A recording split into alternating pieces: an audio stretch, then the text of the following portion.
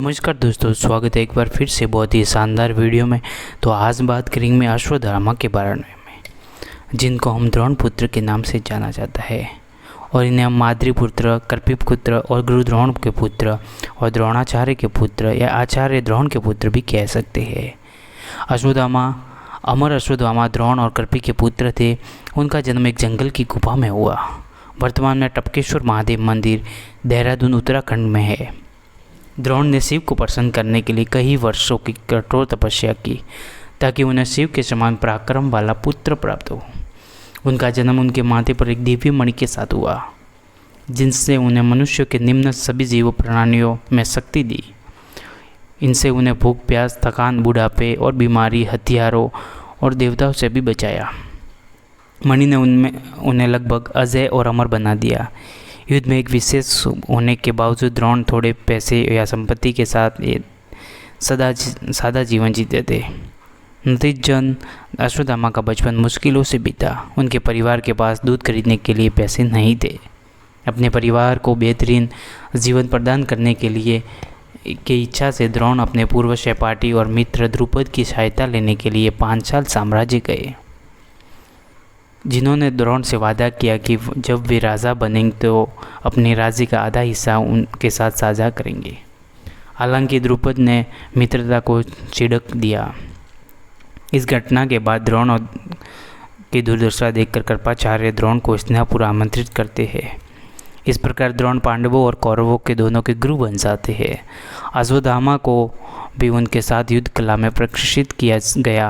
अश्वत्थामा युद्ध में विशेष बन जाता है, विभिन्न रहस्य और दिव्य हथियारों को सिखाता है। राजकुमारों के साथ अपने समय के दौरान दुर्योधन अश्वत्थामा के घोड़ों के प्रति प्रेम देखता है और उन्हें एक अच्छी नस्ल का घोड़ा उपहार में देता है। बदले में दुर्योधन अश्वत्थामा की खुद के प्रति और विस्तार से कौरवों के प्रति व्यक्तिगत निष्ठा प्राप्त करता है। साथ ही हस्तिनापुर के प्रति द्रोण की कर्तव्यबद्ध निष्ठा भी प्राप्त करता है। द्रोण अपने शिष्यों से दीक्षा मांगते हैं, द्रुपद को पकड़ने का अनुरोध करते हैं। जबकि कौरव असफल हो जाते हैं, पांडव द्रुपद को हरा देते हैं और उन्हें द्रोण के सामने पेश कर देते हैं। द्रोण द्रुपद के साम्राज्य का उत्तरी आधा हिस्सा लेते हैं और अश्वत्थामा को उसका राजा बनाते हैं, जिसकी रानी आयिच्छत्र है।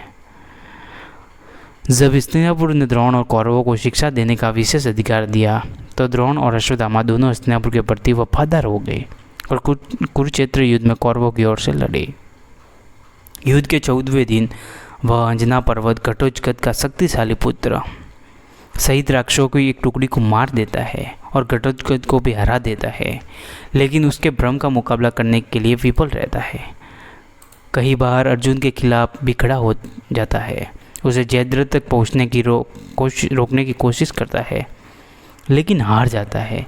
युद्ध के मैदान में भाग आता है। हालांकि जयद्रथ की रक्षा करने की पूरी प्रक्रिया के दौरान अश्वत्थामा एक समय पर अपने सर्वास्त्र बाण का उपयोग करके दुर्योधन के दिव्य कवच और जीवन को सफलतापूर्वक बचाया। क्रोधित अर्जुन द्वारा दुर्योधन पर छोड़े गए शक्तिशाली मानवास्त्र बाण को नष्ट कर देता है। युद्ध के 10वें दिन भीम के गिरने के बाद द्रोण सेनाओं के सर्वोच्च सेनापति बन जाते हैं। वह दुर्योधन से वादा करता है कि युधिष्ठिर को पकड़ लेगा, लेकिन वह ऐसा करने में बार बार विफल रहता है। दुर्योधन उसे ताना मारता है और अपमानित करता है, जिससे अश्वत्थामा बहुत क्रोधित होता है, जिससे अश्वत्थामा और दुर्योधन के बीच दरार पैदा हो जाती है। कृष्ण जानते हैं कि शस्त्र द्रोण को हराना संभव नहीं है, इसलिए कृष्ण युधिष्ठिर और अन्य पांडवों को सुझाव देते हैं कि अगर द्रोण को यह विश्वास दिया जाए कि उनका बेटा युद्ध के मैदान में मारा गया तो उनका दुख उन्हें हमले के लिए कमज़ोर बना देगा। कृष्ण भीम के लिए अश्वत्थामा नामक हत्ती को मारने की योजना बनाते हैं, जबकि द्रोण से दावा करते हैं कि यह द्रोण का पुत्र था जिसे मारा गया था। अंत चाल काम करती है। हालांकि महाभारत के संस्करण के आधार पर इसका विवरण अलग अलग है। धृष्टद्युम्न दुखी ऋषि का सिर काट देता है। अपने पिता की धोखे से हत्या किए जाने के बाद अश्वत्थामा क्रोध से भर जाता है और पांडवों के विरुद्ध नारायण अस्त्र का प्रयोग करता है। जब अस्त्र का आह्वान किया जाता है तो हिंसक हवाएं चलने लगती है, गड़गड़ाहट की आवाज़ गूंजती है। हर पांडव सैनिक के लिए एक तीर दिखाई देता है, यह जानते हुए कि अस्त्र नियत लोगों की अपेक्षा करता है। कृष्ण सभी सैनिकों को अपने रथ को छोड़ने और नियत होने का निर्देश देते हैं। अपने सैनिकों को नियत करने के बाद कुछ कठिनाइयों से भीम सहित अस्त्र बिना किसी नुकसान के गुजर जाता है। जब दुर्योधन ने विजय की इच्छा से फिर से अस्त्र का उपयोग करने का आग्रह किया तो अश्वत्थामा ने कहा कि यदि इस अस्त्र का फिर से उपयोग किया तो यह अपने उपयोगकर्ता पर ही वार करेगा। कहानी के कुछ संस्करणों में जैसे नीलकंठ चतुर्धारा सलंकन में नारायण अस्त्र पांडव भुजा की एक अक्षौहिणी को नष्ट कर देता है। हालांकि नारायण अस्त्र के उपयोग के बाद दोनों सेनाओं के बीच एक भयानक युद्ध होता है। अपने नारायण अस्त्र को पांडवों को मारने में विफल होता देख अश्वत्थामा अग्नियास्त्र का उपयोग आह्वान करता है।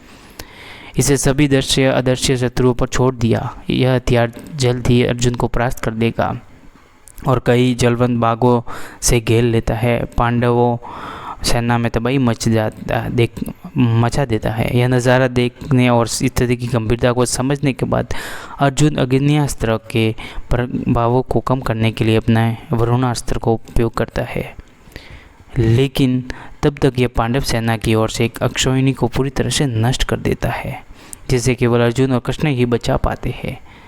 यह देखते अश्वत्थामा को झटका लगता है। वह भ्रमित होकर युद्ध के मैदान के बाहर चला जाता है।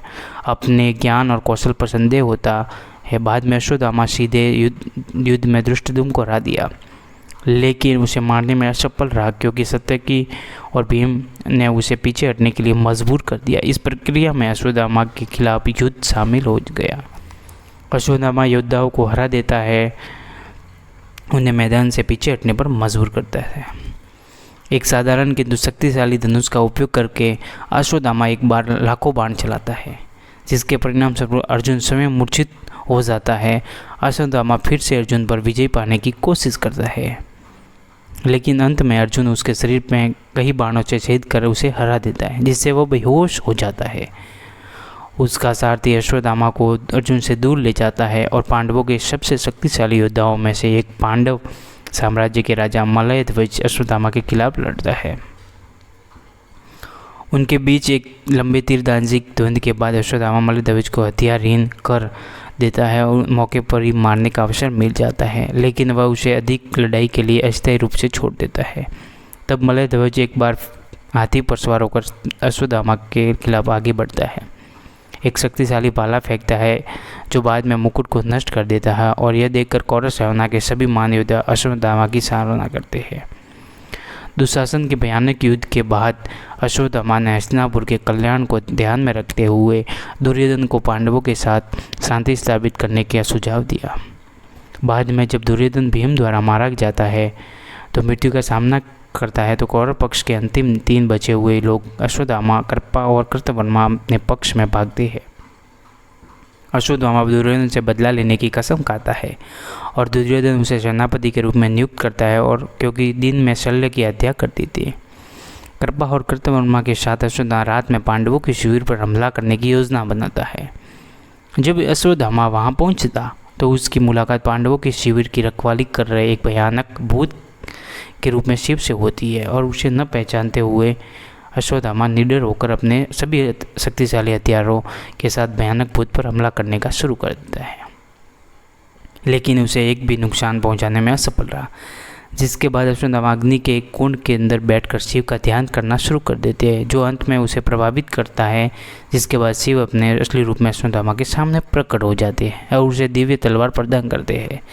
फिर शिव स्वयं अश्वत्थामा के शरीर में प्रवेश करते हैं, जिससे वह पूरी तरह अजय हो जाता है। अश्वत्थामा के शरीर में प्रवेश करने के बाद सबसे पहले पांडव सेना के सेनापति और अपने पिता के हत्यारे धृष्टद्युम्न को लात मारकर जगाता है। अश्वत्थामा के आधे जागे हुए धृष्टद्युम्न की पिटाई करता है और उसका गला घोट देता है, क्योंकि राजकुमार हाथ में तलवार लेकर मरने की भीख मांगता है। अंततः उसका गला घोटकर उसे मार देता है। अश्वत्थामा शेष योद्धाओं का वध करता है, जिनमें शिखंडी, उत्तम ओझा, युधामन्यु, उन्हें पांडव समझकर और पांडव सेना के कई अन्य प्रमुख योद्धा शामिल हैं। भले ही कई योद्धा वापस लड़ने की कोशिश करते हैं, अश्वत्थामा 11 रुद्रों में से एक के रूप में अपनी सक्रिय क्षमताओं के कारण सुरक्षित है। जो लोग अश्वत्थामा के क्रोध से भागने की कोशिश करते हैं उन्हें शिविर के प्रवेश द्वार पर कृपा और कृतवर्मा द्वारा मार दिया जाता है। वध के बाद तीनों योद्धा दुर्योधन को खोजने जाते हैं। सभी पांचालों की मृत्यु के बाद बताने की घोषणा करते हैं कि अब पांडव नहीं रहे। दुर्योधन उस पर विश्वास नहीं करता, उसको भीम का सिर मांगता है, जिस पर उसके भीम के बेटे को सिर देता है। दुर्योधन क्रोध में आकर उस पर मुक्का मारता है जो टूट जाता है और उसे यकीन हो जाता है कि यह भीम का सिर नहीं है। वह अश्वत्थामा को उसकी मूर्खता के लिए डांटता है और दुख में रोता है, अपने वंश के अंतिम उत्तराधिकारी को खत्म कर दिया। इसके साथ ही दुर्योधन अपनी अंतिम सांस लेता है, लेकिन अश्वत्थामा को चेतावनी देने से पहले नहीं कि अर्जुन निश्चित रूप से उसके पतन के लिए आएगा। अगली सुबह कौरव सेना के 3 सदस्य मृतकों का दाह संस्कार करते हैं। पांडव और कृष्ण जो रात में बाहर गए थे अपने शिविर में लौटते हैं। इन घटनाओं की खबर सुनकर युधिष्ठिर बेहोश हो जाते हैं। पांडवों को भी सुकून नहीं मिलता। भीम गुस्से में द्रोण के बेटे को मारने के लिए दौड़ता है और वे उन्हें गंगा के किनारे ऋषि व्यास के आश्रम में पाते हैं। अब जीवित पांडवों को देखकर अश्वत्थामा ने पांडवों के विरुद्ध घास के एक छोटे से पत्ते से ब्रह्मशरीरास्त्र का प्रयोग किया ताकि उन्हें मारने की शपथ पूरी हो सके। कृष्ण ने अर्जुन से कहा कि अश्वत्थामा के विरुद्ध अपने ब्रह्मास्त्र को एक विरोधी हथियार के रूप में चलाए ताकि वे स्वयं की रक्षा कर सके। व्यास ने हस्तक्षेप किया और विनाशकारी हथियारों को एक दूसरे से टकराने से रोका। उन्होंने अर्जुन और अश्वत्थामा दोनों से अपने हथियार वापस लेने के लिए कहा। अर्जुन ऐसा करना जानते हुए उसे वापस ले लेता है। हालांकि अश्वत्थामा को यह नहीं पता कि द्रोण ने उसे यह नहीं सिखाया कि कैसे वापस लिया जाते हैं, क्योंकि वे जानते थे कि अर्जुन की तरह धैर्यवान और सक्षम नहीं है और निश्चित रूप से अपने लाभ के लिए इसका उपयोग करेगा। इसलिए उन्होंने केवल आह्वान करना सिखाया। इस हथियार का उपयोग करने की उसकी क्षमता को केवल एक बार तक ही सीमित कर दिया। पांडवों की वंशावली को समाप्त करने के प्रयास से गर्भवती उत्तरा के गर्भ की ओर ब्रह्मास्त्र को पुनः निर्देशित करता है। द्रौपदी, सुभद्रा, सुदेशना के अनुरोध पर कृष्ण ने उत्तरा के अजन्मे बच्चे को ब्रह्मशरीरास्त्र के प्रभाव से बचाया। तब अश्वत्थामा को अपने माथे की मणि सौंपने के लिए मजबूर किया और कृष्ण ने उसे श्राप दिया कि वह 3000 वर्षों तक जंगलों में खून और मवाद के साथ भटकेगा, किसी से बात नहीं करेगा। अश्वत्थामा फिर से जंगल में चला गया और फिर से कभी दिखाई नहीं दिया। अगर आपको अश्वत्थामा के बारे में ये जानकारी अच्छी लगी हो तो वीडियो को लाइक करें और चैनल पे नए हो तो चैनल को सब्सक्राइब जरूर करें।